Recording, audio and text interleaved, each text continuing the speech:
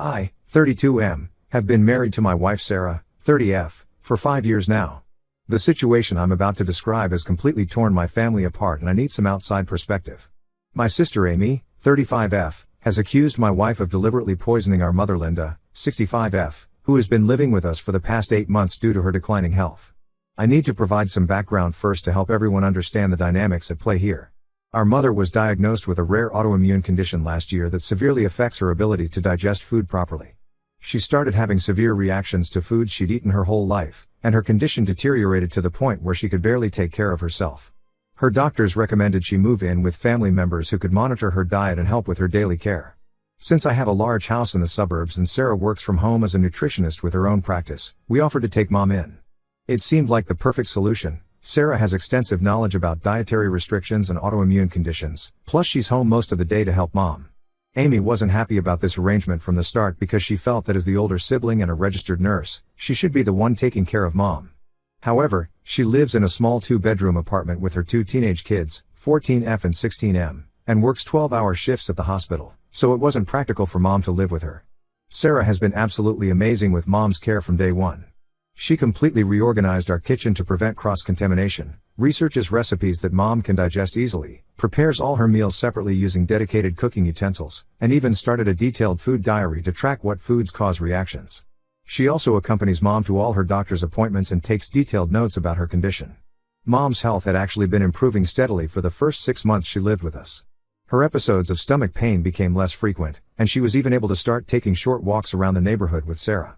Things changed about 2 months ago when Mom started having severe stomach pains and vomiting episodes again. Sarah immediately adjusted her diet and contacted her doctors, but the symptoms persisted. That's when Amy started getting more involved, but not in a helpful way. Amy began visiting more frequently after Mom's symptoms worsened. She would show up unannounced, sometimes during her hospital breaks or between shifts, claiming she wanted to check on Mom. But I started noticing a pattern. She was really watching Sarah like a hawk. She would hover in the kitchen when Sarah was preparing Mom's meals, ask pointed questions about every ingredient, and even started taking photos of medicine bottles and food packages when she thought no one was looking. Sarah tried to be patient and answer all her questions, even offering to share Mom's food diary and the research she'd done about managing the condition. Amy's behavior got increasingly aggressive. She started making snide comments about Sarah's qualifications, suggesting that being a nutritionist wasn't the same as being a real medical professional like herself. She would question every decision Sarah made about Mom's care, from the brands of supplements she bought to the times she served meals. When Sarah suggested trying a new type of protein shake recommended by Mom's doctor, Amy spent hours researching the brand online trying to find negative reviews. Last week, everything came to a head. Mom had a particularly bad episode and had to be rushed to the hospital. While we were all in the waiting room, Amy suddenly started screaming at Sarah, accusing her of deliberately contaminating Mom's food with ingredients she knew would trigger reactions. According to Amy's theory, Sarah was feeling burdened by Mom's care, despite never showing any signs of this, and was slowly poisoning her to force her into a nursing home where she wouldn't be our problem anymore. When I asked Amy what evidence she had for these outrageous accusations, she claimed that as a nurse, she had noticed patterns in Mom's symptoms that suggested deliberate food contamination. She brought up how Sarah had mentioned feeling tired during a family dinner 3 months ago, who wouldn't be tired after working and caregiving. She also referenced an incident where Sarah had forgotten to buy Mom's special bread during a grocery run, twisting it into proof that Sarah was negligent. The final straw for Amy was apparently finding an open package of wheat flour in our kitchen. Mom is severely gluten intolerant, which she claimed was proof that Sarah was secretly adding it to Mom's food. The truth is, I had bought that flour because I wanted to try baking bread during my time off after watching some cooking shows. Sarah had specifically told me to keep it in a separate cabinet away from Mom's ingredients and had even labeled the cabinet as contains gluten to prevent any mix-ups. When I defended Sarah, pointing out how she's done nothing but help Mom, Amy turned on me too. She accused me of being manipulated and blind to what was happening under my own roof. Then she dropped what she thought was her biggest piece of evidence. She claimed she had been collecting samples of Mom's food for the past month and had them tested at her hospital's lab. According to her, these tests showed traces of substances Mom was allergic to. When I demanded to see these test results, she got defensive and said she couldn't show them because she had technically done the testing unofficially. Mom was obviously distraught hearing all this. Sarah was in tears, not just from the accusations but from hearing how Amy had apparently been suspicious of her for months while pretending to be civil. I lost my temper and told Amy to leave the hospital. I told her she was no longer welcome in our house unless she apologized to Sarah and admitted she was wrong. She refused and instead threatened to report Sarah to Adult Protective Services. Looking back, there have been signs of Amy's hostility towards Sarah from the beginning of our relationship. When we first started dating 6 years ago, Amy was convinced Sarah was a gold digger because she came from a wealthy family but chose to work as a nutritionist instead of joining her family's business. She would make comments about Sarah playing at having a career while secretly planning to inherit her family's money. Even after Sarah proved herself by signing a prenup that Amy didn't know about and building her own successful practice from scratch, Amy remained cold towards her. There's also the fact that Amy never approved of anyone I dated, claiming they weren't good enough for her little brother. Before Sarah, I dated someone Amy initially liked, but as soon as things got serious, Amy found reasons to criticize her too. She's always been overprotective, but this situation with Sarah has taken it to a whole new level. I decided to cut contact with Amy until she comes to her senses. Our other family members are divided. Our cousins think I'm being too harsh and should at least hear Amy out since she has medical training and might have noticed something we missed. But our aunts and uncles agree that her accusations are ridiculous and harmful, especially since she can't provide any actual evidence.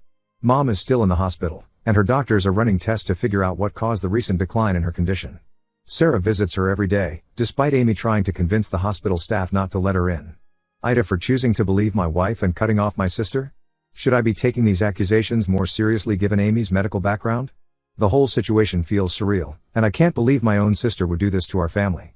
Update 1 first, I want to thank everyone who commented on my original post. The support and advice really helped me stay grounded during what has turned out to be the most chaotic 2 weeks of my life. There have been some major developments that I need to share. After 5 days in the hospital, Mom's test results finally came back. The doctors discovered the real reason for her declining health. She had developed new allergies to nightshade vegetables, tomatoes, peppers, eggplants, that were previously safe for her to eat. This sometimes happens with her type of autoimmune condition, where the body can suddenly start reacting to foods that were fine before. The doctors adjusted her diet plan, removing these vegetables completely, and she's already showing significant signs of improvement. When Amy found out about this, instead of apologizing for accusing Sarah, she doubled down. She claimed that Sarah, being a nutritionist, must have known about these new allergies developing but kept feeding Mom those vegetables anyway. She even went as far as to say that Sarah probably noticed Mom's initial mild reactions but continued serving these foods to make her condition worse. This made absolutely no sense because Sarah was the one who first suggested to Mom's doctors that her symptoms seemed similar to her previous food reactions and requested the allergy tests. But here's where things get really interesting, and this is what finally exposed everything.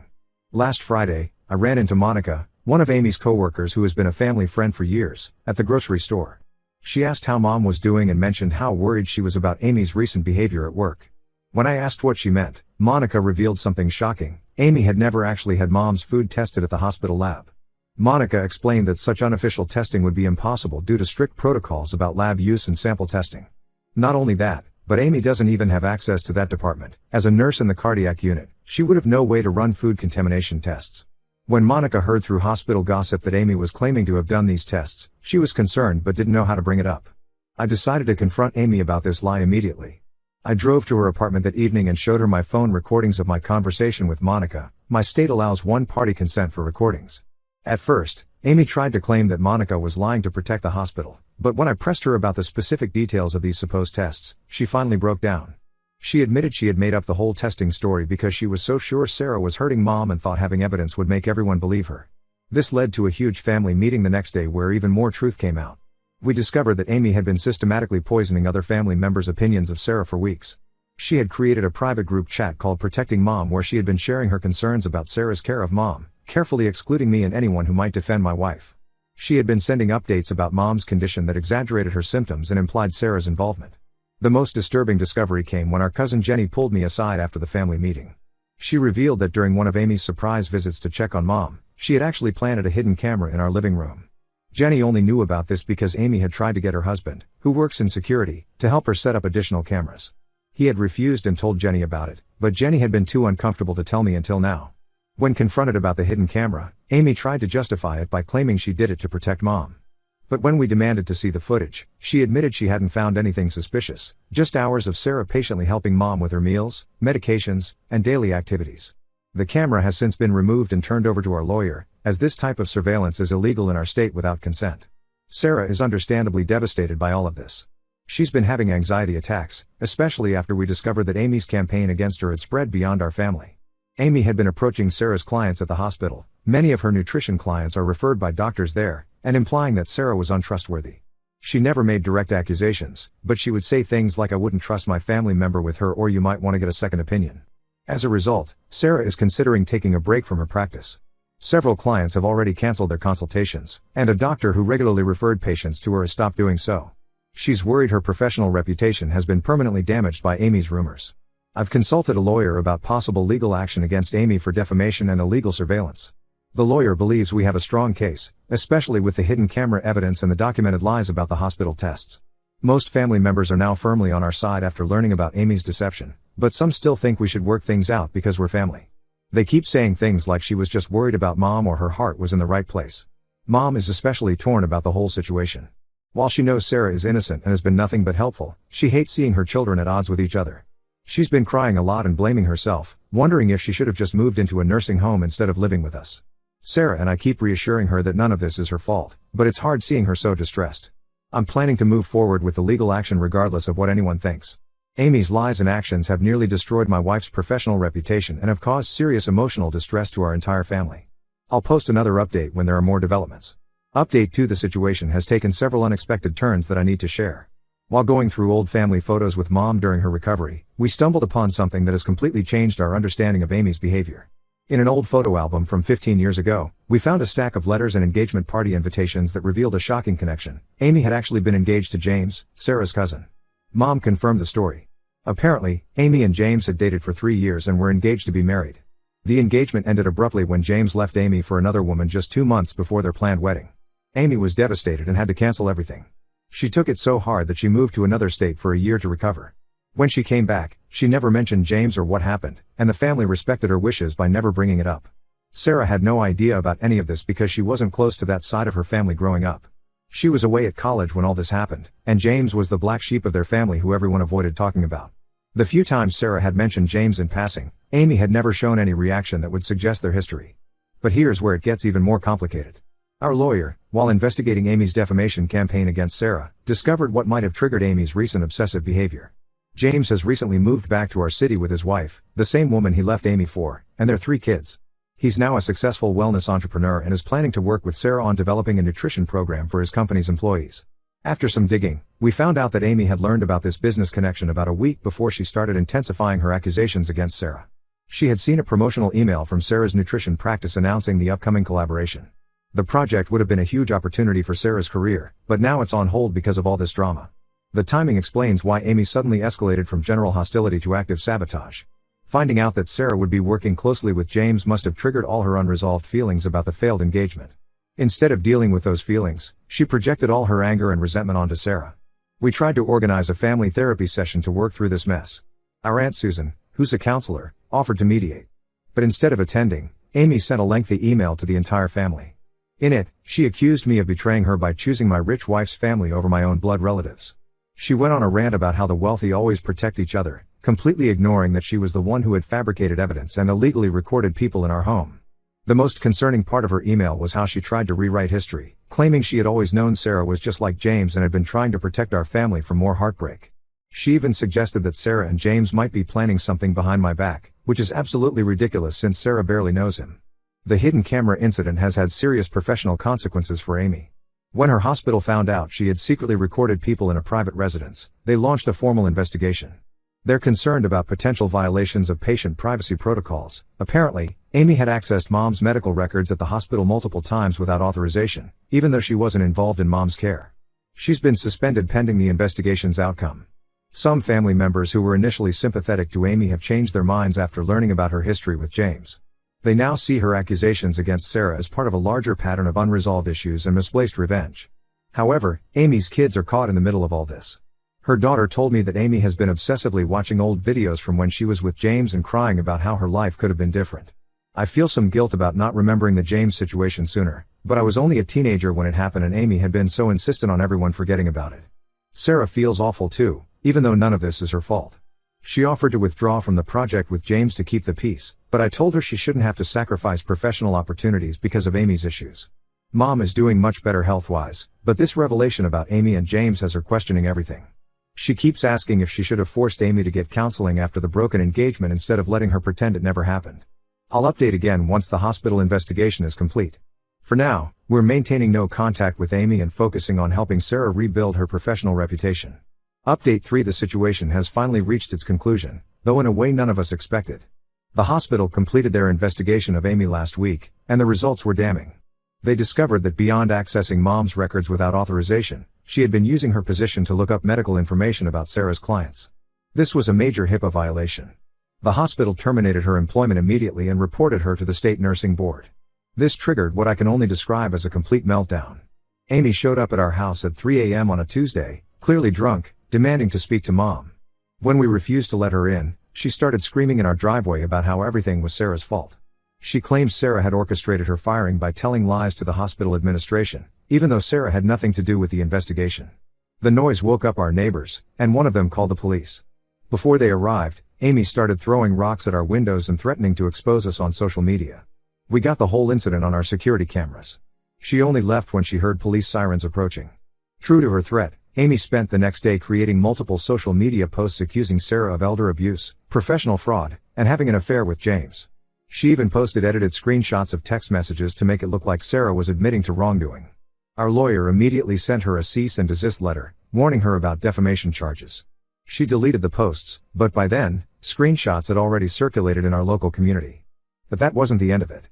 We discovered she had been sending anonymous emails to Sarah's clients and professional contacts. These emails included wild accusations about Sarah's qualifications and character, alongside the same edited screenshots from social media. Some of these emails even contained thinly veiled threats about making sure the truth comes out. This was the final straw.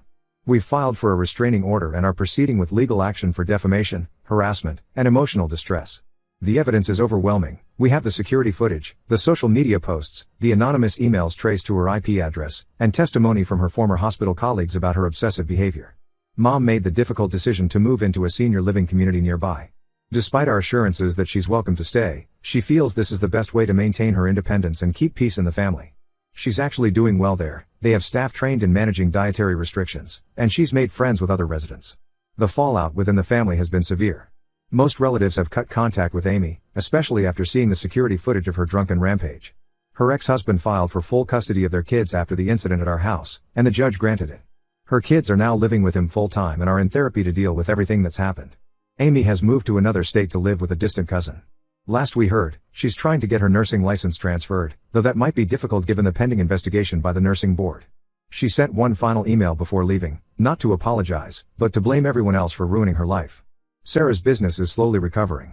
The incident actually led to some positive changes. She's expanded into virtual consultations and is working with a larger medical practice now, which has helped rebuild her client base. The project with James's company is moving forward, and he's been surprisingly understanding about the whole situation. Looking back, I realize that cutting toxic people out of your life is sometimes the only solution, even if they're family. Amy's issues with James clearly ran deeper than any of us realized, but that doesn't excuse her attempts to destroy Sarah's life and reputation. Sometimes the hardest decisions are the right ones, and I don't regret choosing to protect my wife and our life together.